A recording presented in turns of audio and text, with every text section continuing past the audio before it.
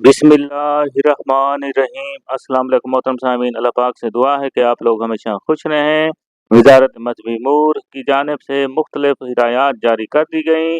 आज़मीन हज 2026 में जो हज पर जाने का इरादा रखते हैं और जिन्होंने अभी तक अपनी दरख्वास्तें जमा नहीं कराई हैं, लिहाजा उनके लिए वजारत हज उम्रा की तरफ से एक नई हिदायत जारी कर दी गई है, जिसके मुताबिक आज़मीन हज के लिए लाजमी है कि जब भी वो अपना हज फार्म या हज दरख्वास्त जमा कराने जाएँ तो इन चीज़ों का लाजमी ध्यान रखना है, वरना आपकी दरख्वास्त कैंसल या मनसूख भी हो सकती है। तो आज़मीन हज के लिए जो वजारत मजहबी अमूर की तरफ से चंद अहम हिदायत दी गई हैं।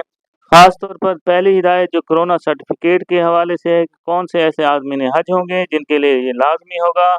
अगर उनके पास नहीं है तो वो कब तक जो है अपना कोरोना सर्टिफिकेट लाजमी जमा करा सकते हैं।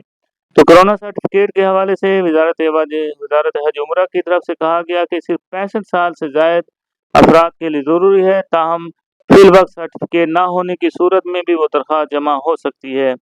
दूसरे नंबर पर जो अहम चीज़ है, दरख्वास्त फार्म के साथ जो आपने जमा करानी है वो आपका पासपोर्ट होता है।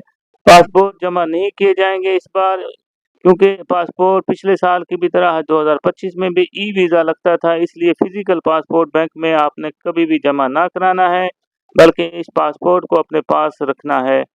तीसरे नंबर पर जो हज रसीद है, बड़ी अहम है, बड़ी इंपॉर्टेंट होती है। इसके बारे में पहले मैंने एक मुकम्मल तफसील के साथ वीडियो बना दी है। आप इस चैनल पर जाकर उस वीडियो को भी देख सकते हैं कि ये हज रसीद कहाँ कहाँ पर आपको काम आने वाली है। तो हज रसीद दरख्वास्त मुकम्मल होने के बाद से एक कंप्यूटराइज रसीद होती है, उसको आपने अपने जहाँ जिस बैंक से आपने ये दरख्वास्त जमा करा होंगे वहाँ पाक हज जो है 2026 पर अपने कवायद भी चेक कर लेना है। इसके अलावा देखें, गलत इंदराज की सूरत में रजिस्ट्रेशन के वक्त शनाख्ती कार्ड अगर आपने गलत दर्ज कर दिया था तो उस नंबर के साथ दरख्वास्त प्रोसेस आप करेंगे। बाद में ये जो दरख्वास्त नंबर आपका होगा, इसके मुताबिक जब पाक हज ऐप अपने मोबाइल में इंस्टॉल करेंगे वहाँ पर आप इसकी दुरुस्ती भी कर सकते हैं। यानी अगर आपका शनाख्ती कार्ड नंबर या पासपोर्ट नंबर गलत दर्ज हो गया था, उसकी दुरुस्ती जो होगी वो बाद में होगी। इसके अलावा देखें, हज 2026 के आज़मीन ग्राम बैंक के ज़रिए दरख्वास्त मुकम्मल करने के बाद कंप्यूटराइज रसीद लाजमी हासिल करेंगे।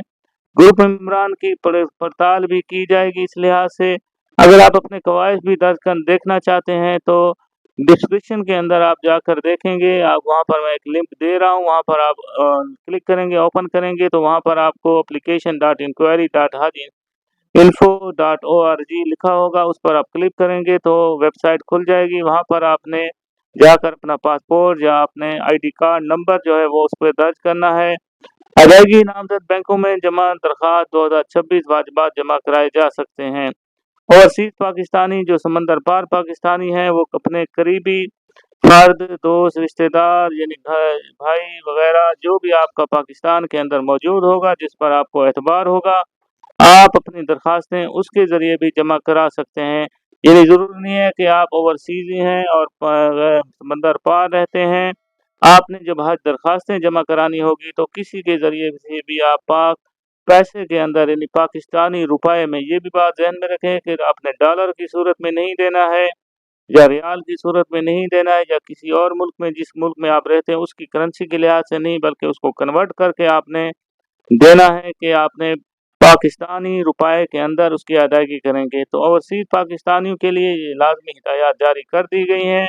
लिहाजा आपने लेकिन जो आपका मेडिकल सर्टिफिकेट होगा वो आपने किस तरह बनवाना है, सादा कागज़ पर अपनी फिटनेस का हलफनामा आप देंगे।